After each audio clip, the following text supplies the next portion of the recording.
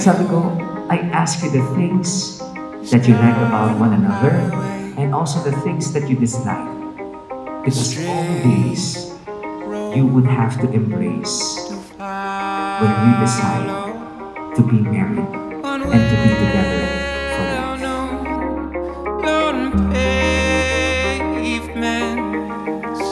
Hindi naging madali ang pagsisimula natin.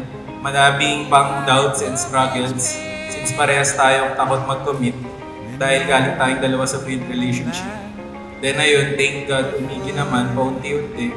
And thank you din babe sa tiwalang binigay mo nung times na walang naniniwala sa akin. Thank you guys sa pagpunta. Ito lang kung pinisisi kayo. Wala mo, kahit malalayo kayo.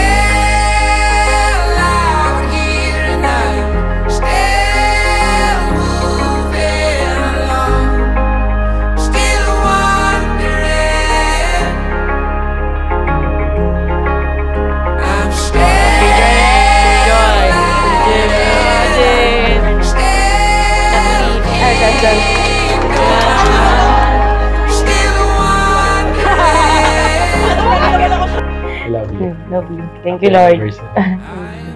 Love you. See you. Lagi mong tinatanong sa akin kung bakit ikaw at palagi kong sagot sa iyo dahil ikaw si Catherine Gloyo. Sikat na walang kaarte-arte sa katawan pero sobrang ganda pa din. Sikat na mas lalaki pa sa akin pagdating sa pagpatay ng ibis.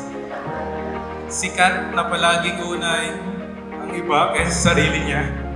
Sikat na gagawin ang lahat para mapasaya lang lahat ng mga taong mahal niya. At sikat na kumumpleto ng buhay ko. Kaya sabi ko kay Catherine at kay James, ang desisyon sa pagpapakasal wala sa kalagitnaan ng pagsasama, wala sa dulo ng pagsasama, nasa simula ng pagsasama. At yung desisyon na yun, anuman ang mangyari, paninindigan habang buhay. Katulad ng paninindigan ni Kristo sa atin at pagpapasensya ng Diyos sa bawat isa sa atin. That is love.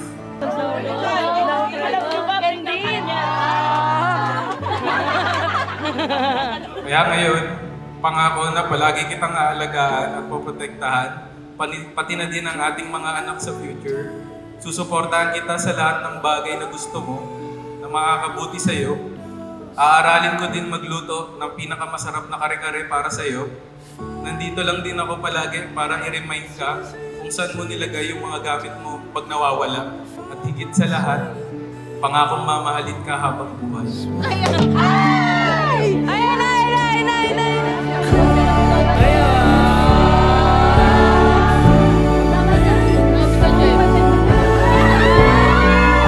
Congratulations, me.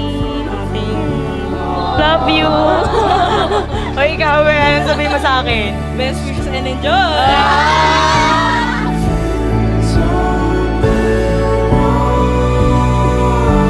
Lagi kong iniisip palagi na sobrang swerte lahat ng taong malapit sa'yo. Dahil meron silang James na kagaya mo na sobrang buti. Hindi laging, kahit ikaw yung masaktan, ikaw yung mahirapan, okay lang. Basta wag sila, sobrang selfless, generous at buti mong tao. Kaya Catherine and James, always remember to be committed, to be faithful, and most of all, as I told them,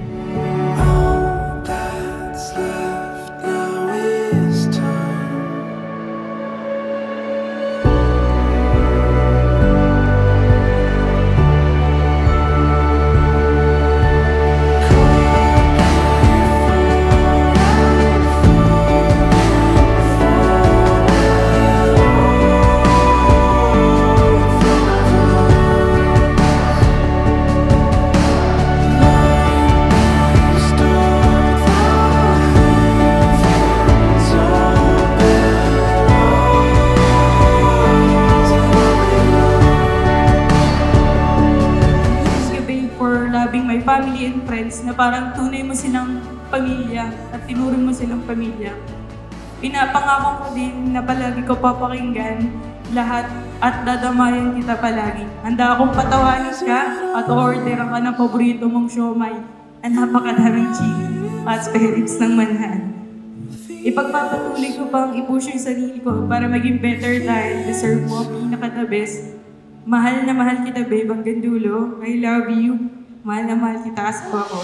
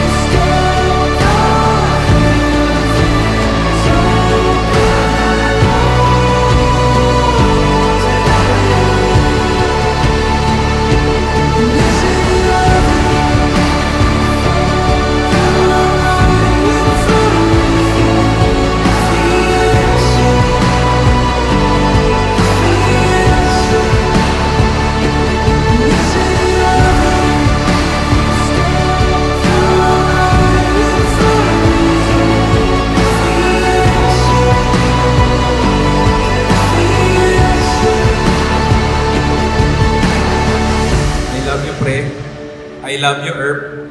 I love you, Tol. I love you, babe. And lastly, I love you, Mrs. Catherine Sepe Groyon Silva.